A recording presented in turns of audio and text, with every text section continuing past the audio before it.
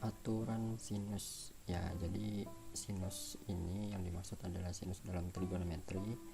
Ada satu buah aturan yang diperoleh dari hubungan antara dua buah segitiga yang memiliki sisi yang sama.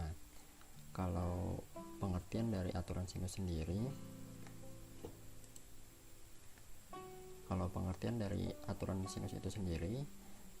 aturan sinus adalah perbandingan antara setiap sisi dan sinus sudut di depan sisi tersebut. Nah, jadi ada sisi dalam segitiga itu kan dia punya 3 sisi. Masing-masing sisi ini berada di hadapan sebuah sudut. Nah, tapi bukan sudut yang dibahas di sini, melainkan sinus dari sudut tersebut. Nah, aturan sinus ini biasa atau bisa digunakan untuk mengukur kemiringan bangunan atau benda, mengukur ketinggian bangunan atau benda, dan lain-lain. Jadi ini adalah penerapan dari aturan sinus ini sendiri. Kalau kalian pernah belajar di fisika atau nanti, ini akan muncul untuk menentukan titik berat atau kesetimbangan suatu benda yang terikat dengan 3 atau 2 tali seperti itu. Nanti kan akan belajar itu di fisika. Kita bahas tentang aturan sinus dulu ya, sambil lihat di buku LKS tentang aturan sinus dan kosinus. Tapi yang kita fokuskan hari ini hanya aturan sinusnya dulu. Nah, di dalam buku itu ada gambar segitiga seperti ini. Segitiga ini dia memiliki 3 buah sudut, ya kan? Nah, kita beri nama sudutnya itu di sini A, B, dan C. Maka segitiga ini kita namakan segitiga ABC. Masing-masing sudut ini di hadapannya itu ada sisi-sisinya. Ada sisi A, sisi B, dan sisi C. Kita menamai masing-masing sisi ini sesuai dengan sudut di depannya. Jadi sudut A di depannya adalah sisi A, sudut B di depannya adalah sisi B, dan sudut C di depannya adalah sisi C. Adapun yang garis di tengah ini karena garis sambung antara dua buah sisi segitiga saja ya. Nah, kemudian kita bisa menambahkan garis tinggi dari atau dalam segitiga ini. Garis tinggi itu adalah garis yang tegak lurus terhadap alasnya. Jadi kalau misalnya pertama kita tinjau garis AB sebagai sisi, maka tinggal letakkan saja satu garis yang tegak lurus terhadap sisinya dan sambung ke puncak dari segitiganya ya. Nah, jadi ada 2 syarat untuk tinggi segitiga. Yang pertama, dia harus tegak lurus terhadap alasnya, dan yang kedua adalah garis itu tersambung sampai ke puncak segitiganya. Nah, ini untuk garis tinggi yang pertama. Kemudian kalau kita meninjau sisi AC sebagai alasnya, maka di sini kita bisa memperoleh satu garis tinggi yang kedua, atau satu garis tinggi lagi. Nah, dari sini kita bisa lagi memperoleh 2 titik, yaitu titik D dan titik E. Nah, nanti kita akan mengetahui mengapa kita membelah segitiga ini menjadi beberapa bagian seperti ini.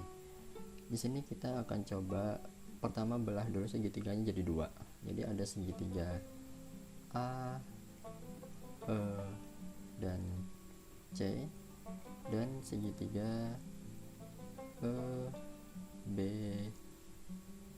C. Nah, ada 2 segitiga. Kita lihat dulu yang pertama pada segitiga AEC. Nah, diketahui kalau misalnya kita tinjau sudut A yang ini, nah, sin A adalah, nah di sini kita perlu ingat lagi nih, sin itu perbandingan sisi apa dengan apa. Masih ingat? Ya, sin itu adalah depan banding miring. Depan dari sudut A adalah sisi CE, dan sisi miringnya tentu saja adalah yang AC atau CA. Nah, Oh iya, di sini karena garis AC ini berada di depan sudut B, jadi dia punya nama lain yaitu garis B ya. Nah, kemudian secara matematis ini bisa kita ubahkan penulisannya. Jadi kalau AC-nya ini kita pindah ruas ke sebelah kiri, yang mulanya membagi dia akan menjadi mengalihkan. Maka ini bisa kita tuliskan menjadi AC sin A sama dengan CE. Artinya garis CE itu sama dengan garis AC dikali sin sudut A. Nah, karena garis AC ini punya nama lain yaitu garis B kecil, jadi ini bisa kita tuliskan lagi jadi B sin A, dan ini sama dengan garis CE. Nah, ini kita catat dulu sebagai persamaan pertama.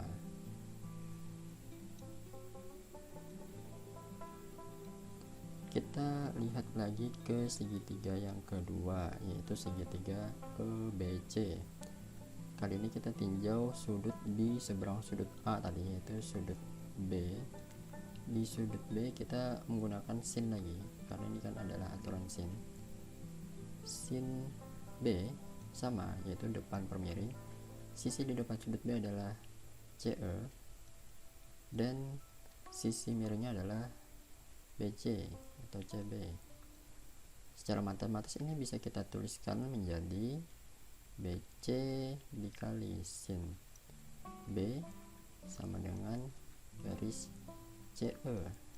Nah, karena garis CB ini berada di depan sudut A, maka dia memiliki nama lain adalah sisi A kecil. Jadi ini bisa kita ganti nama garis BC ini menjadi A kecil ya, A kecil dikali sin B sama dengan CE. Nah, ini adalah persamaan kedua. Apa tujuan kita mendapatkan dua buah persamaan ini? Nah, tujuannya adalah karena masing-masing dari segitiga ini memiliki sisi yang sama, yaitu sama-sama memiliki sisi CE dan panjangnya juga sama. Nah, dengan kesamaan ini kita bisa menggunakan metode substitusi nantinya. Jadi karena di segitiga AEC dan BEC ini sama-sama memiliki CE yang nilainya juga sama, maka kita bisa tuliskan CE sama dengan CE. CE yang satu berasal dari segitiga AEC dan CE yang kedua berasal dari segitiga BC. Yang dari segitiga AEC yang ini kita tuliskan atau kita ganti jadi B sin A.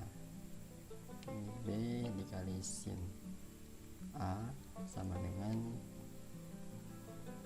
yang CE satunya berasal dari segitiga EBC dan ia sama dengan A dikali sin B. A dikali sin B. Nah, sampai sini kemudian kita punya dua buah ruas, ada ruas kiri dan ruas kanan. Di ruas kiri ada sin A dan di ruas kanan ada sin B. Di sini kita sebenarnya sudah mendapatkan satu bentuk aturan sinus, tapi agar lebih enak untuk diamati, ini bisa kita ubah agar sinnya, agar trigonometrinya berada di bawah nantinya. Ubah jadi bentuk pecahan dan trigonometrinya berada di bawah atau di penyebut. Caranya bagaimana? Caranya adalah masing-masing ruas ini sama-sama kita bagi dengan sin A sin B. Sin A sin B.